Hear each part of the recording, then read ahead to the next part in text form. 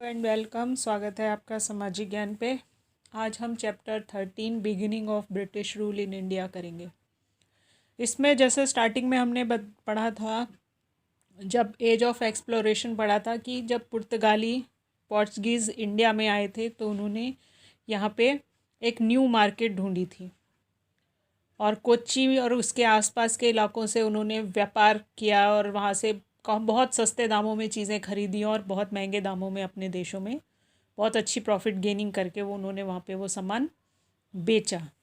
अब इस तरह की चीज़ें जब पता लगी तो अंग्रेज़ों ने भी फिर एक पैटर्न फॉलो किया कि वो भी भारत में आएंगे और यहाँ पे उन्होंने ट्रेडिंग करनी है और इसलिए ईस्ट इंडिया कंपनी बनाई गई। यहाँ एक आपकी जानकारी के लिए मैं बता दूं कि ईस्ट इंडिया कंपनी सिर्फ ऐसा नहीं है कि अंग्रेज़ों की ईस्ट इंडिया कंपनी थी, कई ईस्ट इंडिया कंपनी बनी थी। पुर्तगाली ईस्ट इंडिया कंपनी जो पोर्चुगीज़ ने बनाई थी, सबसे पहली थी। उसके बाद में 1600 में अंग्रेज़ों की बनी थी इंग्लिश ईस्ट इंडिया कंपनी, फिर Dutch east India company, Danish east India company, फ्रांसीसी ईस्ट इंडिया कंपनी और स्वीडिश ईस्ट इंडिया कंपनी। यानी ये 6 ईस्ट इंडिया कंपनीज थी जिनका एक ही बेसिक टारगेट था, इंडिया के साथ में ट्रेड करना। ऊपर यहाँ एक चार्ट दे रखा है, coming of the Europeans. The Portuguese were the first Europeans to come to India. पुर्तगाली पहले वो यूरोपियन थे जो भारत आए। Vasco da Gama the Portuguese sailor discovered a sea route to India in 1498। 1498 में सबसे पहले वास्को डिगामा भारत आए थे समुद्र के रास्ते। Later the French and the Dutch came and set up their trading centres in India. उसके बाद में फ्रांसीसी और डच आए। डच जो रहते हैं हॉलैंड में रहने वाले लोगों को डच कहते हैं। उसके बाद में लास्ट में आए English. The English east India company EEIC was founded in 1600. The British came to India and established an empire. अब अंग्रेज भारत में आए और उन्होंने अपने साम्राज्य की शुरुआत की। सबसे पहले क्या हुआ, अंग्रेज़ों ने जो किया, the battle of Plassey was fought between the nawab of Bengal Sirajuddaulah and the East India Company in 1757। 1757 में पलासी की लड़ाई हुई।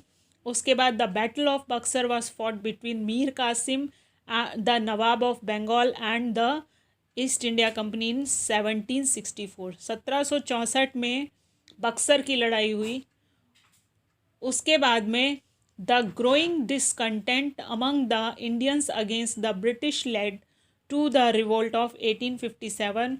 अंग्रेज़ों और भारतीयों के बीच में बहुत ज़्यादा गर्मा गर्मी हो गई, गुस्सा गुस्सी हो गई कि भाई ये हम लोगों को लूट रहे हैं और बदले में हमें तो कुछ नहीं मिल रहा, लेकिन हमारा एक्सप्लॉयटेशन डे बाय डे बढ़ रहा है। तो पहली आज़ादी की लड़ाई हुई 1857 में। रिवोल्ट वर्ड बार बार यूज़ किया जाता है, जो कि मुझे नहीं लगता, अपने घर में अगर कोई घर में आपके घुस आए और उसको भगाने के लिए अगर आप कोई कोशिश करते हैं तो वो विद्रोह नहीं होता, वो लड़ाई होती है, उसका प्रतिकार होता है जो घर में घुसता है। 1857 में वही किया गया। The rule of East India Company and after the revolt and Queen Victoria took over the administration of the Indian empire. 1857 के बाद में जब एक बहुत ही ह्यूज मैसिव रिवोल्ट देखने को मिला, लोगों ने प्रतिकार करना शुरू कर दिया, तो अंग्रेज़ों को एक बार को लगा कि इतनी बढ़िया जगह, इतना ह्यूज अमाउंट ऑफ प्रॉफिट हम लोग लूज़ कर देंगे। तो इसके लिए क्या किया, पहले एक कंपनी यहाँ राज कर रही थी, ट्रेडिंग के लिए आई कंपनी थी ईस्ट इंडिया कंपनी। अब उन व्यापारियों के हाथ से कमान जो है वहाँ के महारानी ने अपने हाथ में ले ली 1857 के बाद में, 1857 के बाद में। Coming of the British, the Portuguese led the way in finding a new sea route to Asia and establishing trade relation with India. They set up a factory in Cochin, now in Kochi and Goa. They made huge profit by buying goods at a low price from India and selling them in the European market at higher price. सबसे पहले पुर्तगाली भारत आए सी root के through. उन्होंने क्यों सी route follow किया? तो उसका एक बेसिक कारण क्या है कि जो ये बीच का अरब का इलाका है, यूएई का इलाका है, इन इलाकों में रहने वाले लोग जो थे मुगल्स और मंगोलियन वगैरह, जो कि एक ऐसी जाति थी जो मारकाट में बहुत यकीन रखती थी। ये लुटेरे हैं बेसिकली, जिनको दूसरों को लूटना, माल छीन लेना और उन्हें इस्तेमाल करना। जब ये व्यापारी यहाँ से जाते थे, भारत से कोई सामान लेके ट्रेडिंग करते हुए जब जाते थे ये यूनान, मिस्र, इन जगहों से, तो यहाँ पे लुटेरे जो बैठे थे वो उनको लूट लेते थे, उनका सामान तो जाता ही था, जान भी चली जाती थी। तो उस चीज़ को अवॉइड करने के लिए उन्हें समुद्र का रास्ता एक चाहिए था, एक सी रूट चाहिए था, जिससे कि वो ये ट्रेडिंग स्टार्ट कर सकें। कई लोगों ने इसकी कोशिश की लेकिन उन्हें सक्सेस नहीं मिली। फाइनली पुर्तगालियों को, वास्को डी गामा को इस चीज़ का सक्सेस मिला और उसने यूरोप से इंडिया तक एक सी रूट इन्वेंट कर लिया। जब वो भारत आया और यहाँ उसने एक जगह डिस्कवर की, और जब पहली बार वो यहाँ से गया तो टनों टन सोना लेकर यहाँ से गया। तो आप खुद समझ सकते हैं कि यूरोप के जो कंट्रीज़ थी वहाँ खलबली मच गई कि छोटा सा देश पुर्तगाल तो इतना रईस हो गया कि सबसे आगे सुपरसीड कर जाएगा। तो बाकी के जो बाकी थे फ्रांसीसी, स्कॉटिश और स्विट्ज़रलैंड के लोग, हॉलैंड के लोग, ये सब आसपास के ही छोटे छोटे देश हैं, ये सब लोग एकदम से खड़े हो गए, एक्टिव हो गए कि भाई हमें भी जाके इंडिया में ट्रेड करना है, हम भी इतना प्रॉफिट गेन करेंगे। फाइनली वो लोग भी आए धीरे धीरे करके। The success of the Portuguese let the traders from Holland, France and British to sail to India. अब इन लोगों के नाविकों को भी भारत का रास्ता समझ आ गया था, तो वो भारत आ रहे थे किस लिए? बहुत ज़्यादा प्रॉफिट मेकिंग के लिए। The English east India company, the English merchant formed a English east India company EEIC in 1600 under the authority of Queen Elizabeth I. It was set up to conduct trade in India. 1600 में east India company बनी रानी Elizabeth प्रथम के नेतृत्व में, और इनका काम क्या था? भारत के साथ में व्यापार करना। In 1650 the Mughal Emperor Jahangir allowed to East India Company to set up their first factory trading post in Surat. This allowed the East India Company to carry out trade within the Mughal territory. अब क्या हुआ? 1605 के आसपास या 6 के आसपास अंग्रेज जो है सर टॉमस रो, शायद टॉमस रो इंडिया में आए और जहांगीर के कोर्ट में यानी उसके दरबार में हाजिर हुए। एक नंबर का चम्मच था, उसने बहुत चमचागिरी की। बहुत दिनों तक वो उसका सुख सुविधाओं का नए नए गिफ्ट्स देना और उनको नई नई चीज़ें बताना और हमेशा उनकी पैम्परिंग करते रहना, बटरिंग करना। तो फाइनली क्या हुआ? जहांगीर ने उसको परमिशन दे दिया कि हाँ ठीक है, आप अपनी व्यापार कर लीजिए। तो पहली कोठी जो उन्होंने बनाई, अपनी पहली फैक्ट्री जो बनाई, वो बनाई सूरत में। अब यहाँ से उन्होंने फैलना शुरू कर दिया। By 1623 the British had set up their trading post in Surat, Bharuch, Ahmedabad and Agra. Surat जो है ये बहुत बड़ा ट्रेडिंग सेंटर है, आज भी है, गुजरात में है। भरूच भी गुजरात में है, अहमदाबाद भी गुजरात में है, और आगरा कहाँ है आपको पता है। अब ये सारे ट्रेडिंग के बेसिक्स वो हो गए, स्पॉट्स हो गए, और इन जगहों से इन्होंने व्यापार करना शुरू कर दिया। The British also fortified some trade centers and factories. Those included Fort William in Calcutta, now in Calcutta, Fort St. George in Madras, now in Chennai, and a fort at Bombay, now Mumbai. अब आप इसको देखिए कि इन्होंने सारे basic जो बड़े बड़े पोर्ट हैं इंडिया के, मुंबई हो गया, कलकत्ता हो गया, मद्रास हो गया, इन सारे पोर्ट्स पर कब्जा कर लिया। एक एक कोठी बना दी और वहाँ के व्यापार केंद्र पर कब्जा कर लिया। अब जो यहाँ से ट्रेड होगा वो इंडियंस कंट्रोल नहीं करेंगे, अब कंट्रोलिंग किनके पास जाएगी? ब्रिटिशर्स के पास जाएगी।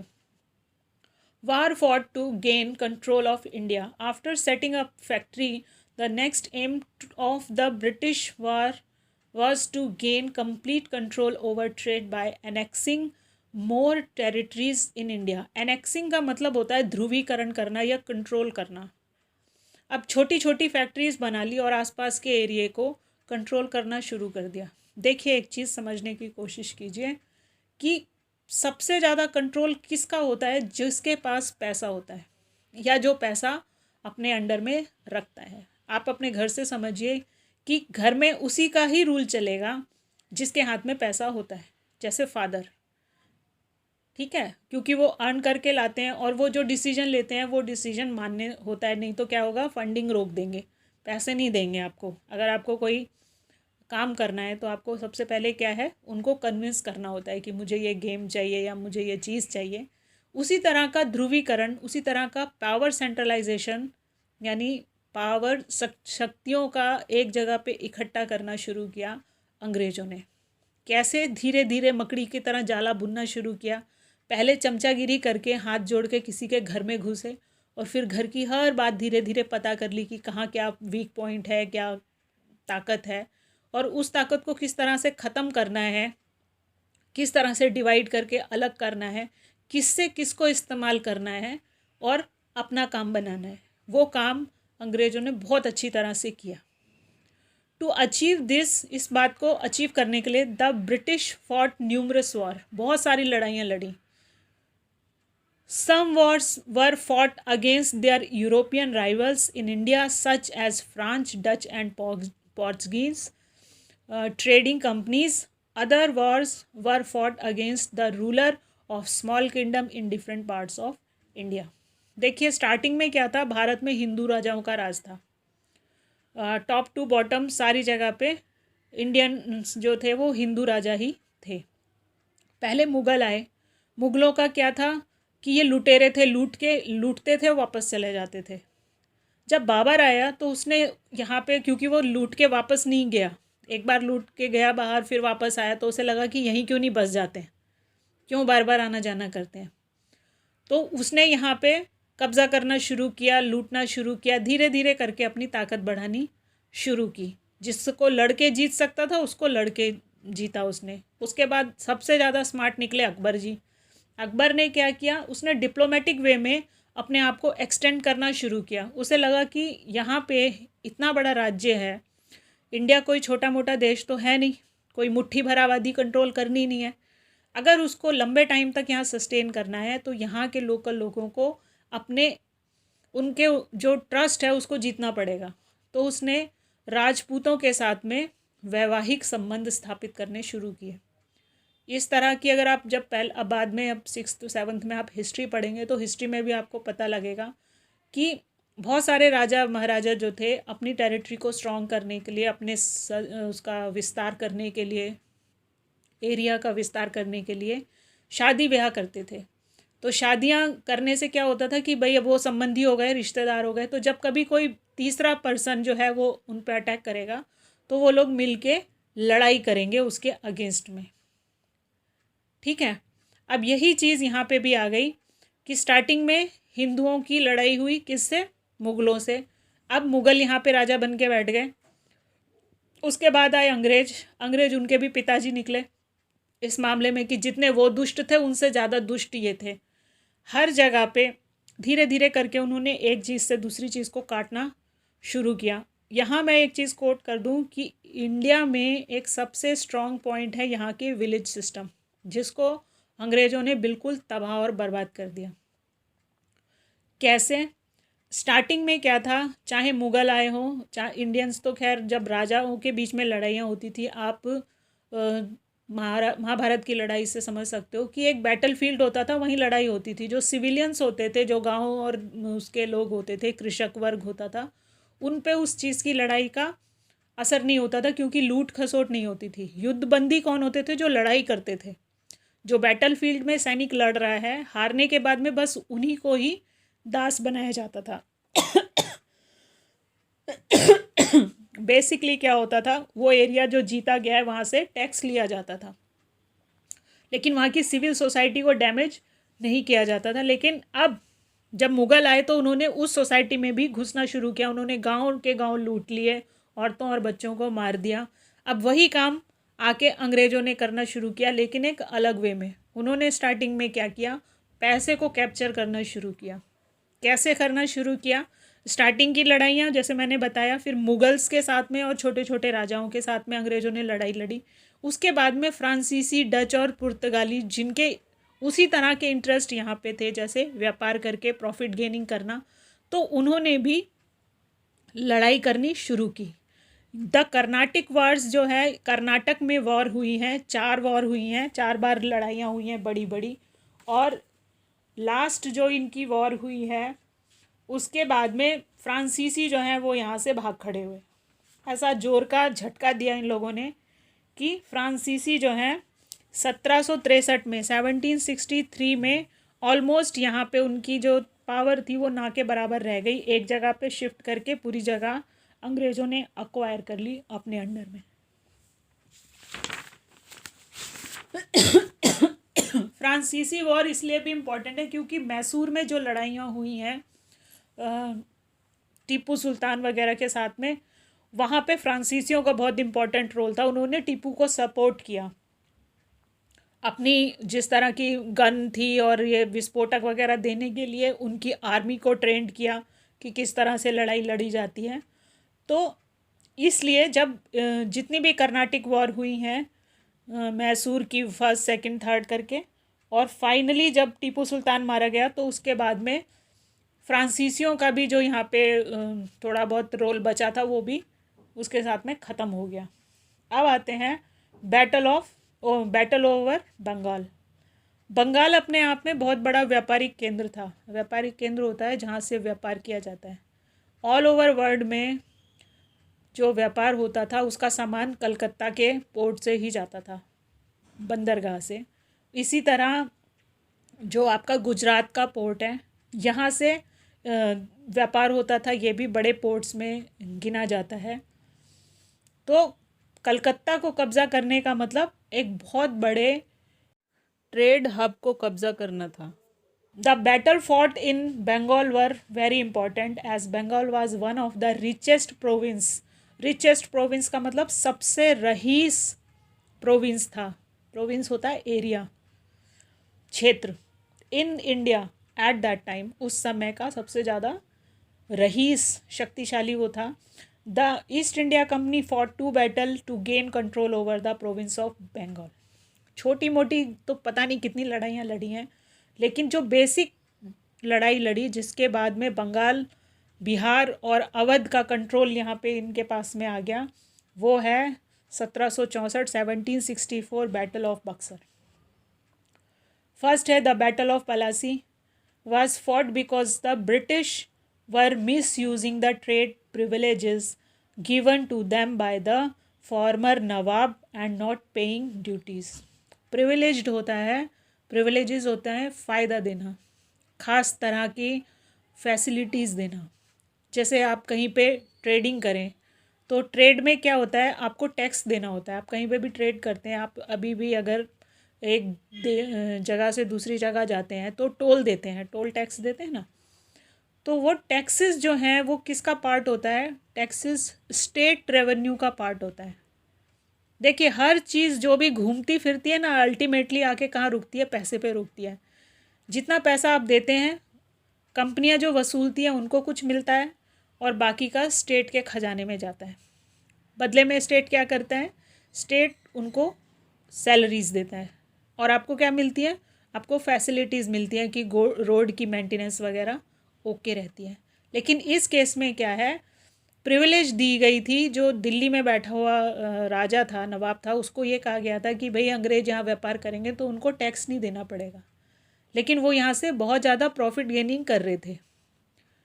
उसके बाद में वो ये यहाँ से लेके एक पैसे की ड्यूटी पे नहीं कर रहे थे। They had also started building their army and expanding their base at Calcutta. उन्होंने अपनी कोठी बनानी शुरू कर दी। कोठी मतलब एक किला बनाना शुरू कर दिया। पहले फैक्ट्रीज़ बनाई, अब किले बना रहे हैं। किला बनाने के बाद में वहाँ उन्होंने अपनी आर्मी रखनी शुरू कर दी। मतलब लोगों को, लोकल लोगों को रिक्रूट करना शुरू कर दिया कि भाई सिपाही बना लिए, हथियार दे दिए, ताकि स्टार्टिंग में उन्होंने क्या कहा कि हम ये सब कुछ क्या कर रहे हैं? अपनी प्रोटेक्शन के लिए कर रहे हैं। लेकिन जब धीरे धीरे ये चीज़ बढ़ने लगी तो ये आर्मी जो उन्होंने अपनी प्रोटेक्शन के लिए कह के अपने पास रखी थी, इन्होंने लोकल लोगों पर अटैक करना शुरू कर दिया, यानी जो वहाँ के नवाब राजे रजवाड़े जो भी थे उनकी शक्ति को चैलेंज करना शुरू कर दिया। This was against the nawab of Bengal Sirajuddaula's permission. The British emerges victorious in the battle. Sirajuddaulah was captured and put to death, and Mir Jafar was made the ruler of the Bengal. Sirajuddaulah को पकड़ लिया, मार दिया गया। इसमें दो नाम आते हैं, एक सिराजुद्दौला और एक सुजाउद्दौला है। इसमें कंफ्यूज मत होना क्योंकि ये स्पेलिंग में थोड़ा सा फ़र्क है। सिराज जो है, सिराज के बाद में मीर जाफ़र जो उसी का ही कोई रिश्तेदार था, उसको उन्होंने बंगाल का राज बना दिया, नवाब बना दिया। और उसके बाद में भी क्या उन्होंने किया, भाई हमें पैसे कमाने दो, बस रोकना नहीं, जो रोकेगा उसकी गर्दन जाएगी।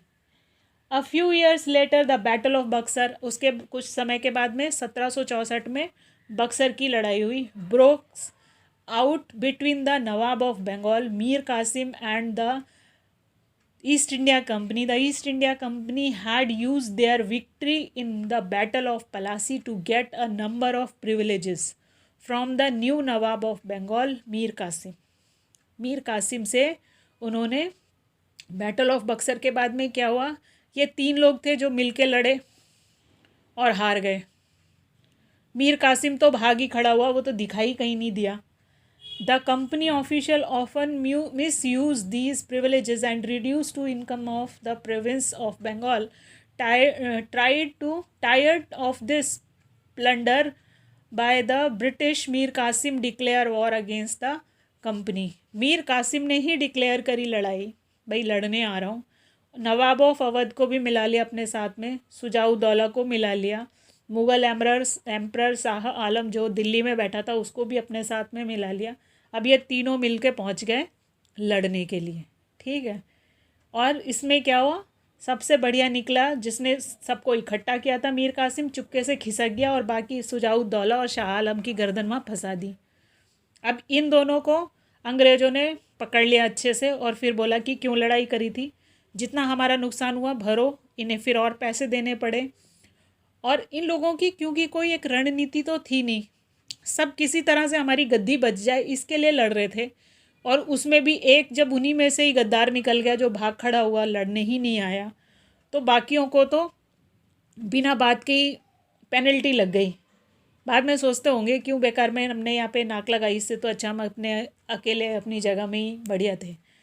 The British emerges victorious again, अब दोबारा से ब्रिटिशर्स की जीत हो गई और इन लोगों पे हैवी टैक्सेस लगाए, जितना वॉर का नुकसान हुआ था वो सब भी इन्हीं से ही भरवाया। यहाँ पे एक वर्ड आया है प्रिविलेज, मैंने बता दिया, जो स्पेशल तरह की फैसिलिटीज़ दी जाती हैं। ड्यूटी का मतलब टैक्स होता है। प्लंडर वर्ड आया है, इसका मतलब है to take valuable things from a place using force sometimes causing a lot of damage. Plundering वही है, हमारा जो नुकसान हुआ है उसकी भरपाई करो, जितना भी आपने, क्योंकि झगड़ा किसने शुरू किया, आपने शुरू किया, तो डैमेज की भरपाई भी आप ही करोगे। अब आ रहा है strengthening of the companies power. इसके आगे का भाग हम नेक्स्ट पार्ट में करेंगे। और वीडियो के जो चैप्टर मैं आपको देती हूँ प्लीज़ इसे पूरा देखा कीजिए, क्योंकि आप आधा अधूरा देख के जब कोई आंसर क्वेश्चन करने लगते हो तो फिर आपको दिक्कत आती है। Thank you for watching.